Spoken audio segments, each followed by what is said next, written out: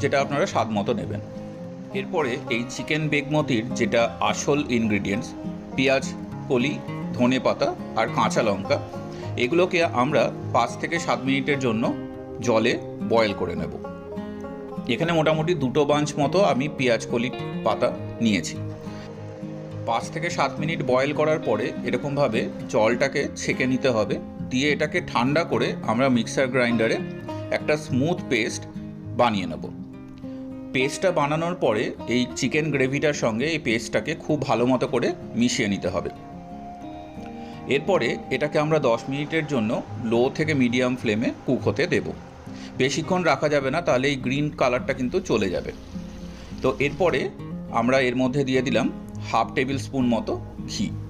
দিয়ে এটাকে আমরা ঢাকা দিয়ে 10 মিনিটের জন্য রেখে দেবো। তাহলেই তৈরি হয়ে যাবে চিকেন বেগমতি। তো আজকের রেসিপিটা